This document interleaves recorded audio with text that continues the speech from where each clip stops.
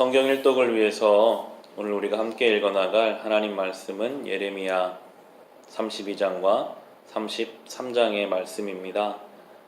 오늘 본문에서 이스라엘과 예레미야가 처한 현실은 매우 부정적인 상황에 놓여 있습니다. 32장 2절을 보시면 그때 예루살렘은 바빌로니아 왕의 군대에게 포위되어 있었고 예언자 예레미야는 유다 왕궁의 근위대 뜰 안에 갇혀 있었다라고 나옵니다. 나라의 수도인 예루살렘은 적국 바빌로니아 왕의 군대에게 포위되어 있고 하나님 말씀을 전해야 할 예레미야는 왕궁의 감옥에 갇혀 있는 상황입니다. 이스라엘은 하나님 앞에 범죄해서 징계를 받는 중입니다. 언제든지 나라가 망할 수 있는 급박한 상황 가운데 있고 예레미야는 그 하나님의 뜻을 여과 없이 왕에게 전했다가 부정적인 예언을 한다고 왕에게 미움을 사서 지금 감옥에 갇혀 있습니다. 3절을 보시면 유다 왕 시드기야는 예레미야를 그곳에 가두면서 그에게 이렇게 책망하였다.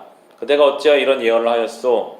주님께서 이렇게 말씀하신다. 보아라, 내가 이 도성을 바빌로니아 왕의 손에 넘겨주어서 그가 이 도성을 점령하게 하겠다. 예레미야가 이렇게 부정적인 예언을 했다는 이유로 지금 예레미야를 감옥에 가두어 두었습니다. 이스라엘은 하나님 백성이고 예레미야는 하나님 말씀에 순종한 사람인데 이스라엘도 지금 망하게 되어 있고 예레미야도 지금 감옥에 갇혀 있습니다. 그런데 하나님은 지금 이런 최악의 상황 속에서 예레미야에게 전혀 새로운 말씀을 하십니다. 6절과 7절을 보시면 주님께서 나에게 말씀하셨다. 너의 숙부 살룸의 아들 하나멜이 너에게 와서 아나돗에 있는 그의 밭을 너더러 사라고 하면서 그 밭을 유산으로 살 우선권이 너에게 있기 때문에 내가 그것을 사야 한다고 말할 것이다 라고 하면서 하나님께서 예레미야에게 아나돗이라고 하는 땅에 있는 밭을 사라고 하십니다. 나라는 곧 망할 것이고 예레미야는 감옥에 갇혀 있는데 밭을 사라는 하나님 말씀을 듣고 예레미야가 25절에 보면 예레미야가 이해가 안 가거든요. 25절에 이렇게 주님께 묻습니다. 주 하나님, 어찌하여 주님께서는 이 도성이 이미 바빌로니아 군대의 손에 들어가게 되었는데 저더러 돈을 주고 밭을 사며 증인들을 세우라고 말씀하셨습니까? 예레미야가 이해가 되지 않아 주님께 묻자 이어지는 26절, 27절에 주님께서 예레미야에게 말씀하셨다. 나는 주다. 모든 사람을 지은 하나님이다. 내가 할 수 없는 일이 어디 있겠느냐 라고 하시면서 하나님의 뜻을 이제 설명해 가십니다.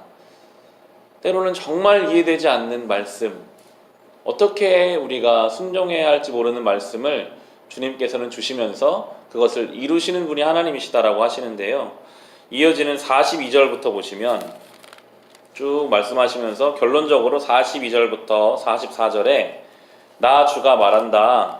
내가 이 백성에게 이토록 큰 모든 재앙이 미치게 하였으나 이제 내가 이에 못지않게 그들에게 약속한 모든 복을 베풀어 주겠다. 너희는 지금 이 땅을 두고 사람도 없고 짐승도 없는 황무지이며 바빌로니아 군대의 손에 들어간 땅이라고 말하지만 바로 이 땅에서 사람들이 밭을 살 것이다. 앞으로는 베냐민 땅에서만 아니라 예루살렘의 사방과 유다의 성읍들과 산간 지역의 성읍들과 평지의 성읍들과 남쪽의 성읍들에서도 사람들이 돈을 주고 밭을 사서 매매 계약서를 쓰고 봉인하고 증인들을 세울 것이다.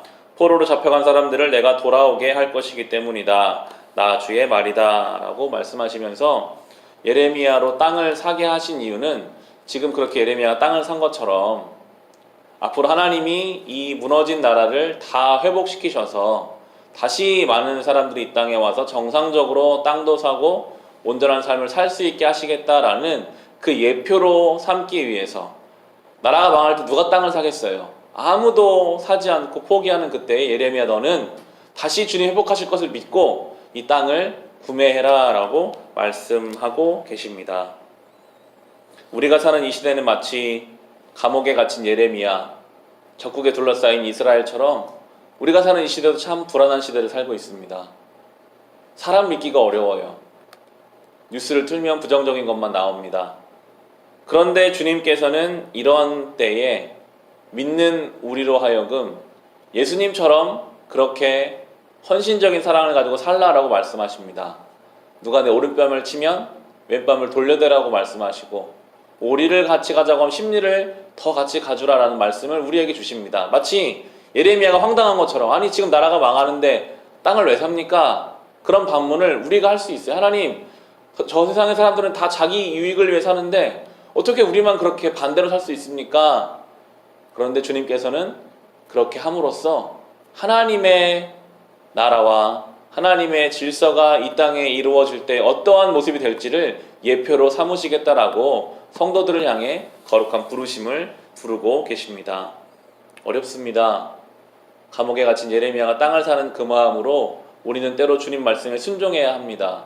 이거 아닌 것 같은데, 다 나를 바보라고 말할지도 모르는데, 완전히 반대로 살고 있는 것 같은데, 그렇지만 우리가 그렇게 순종함으로 살 때 우리를 통해 이 땅에 이루어질 하나님의 나라의 예표가 삼아지게 될 것입니다.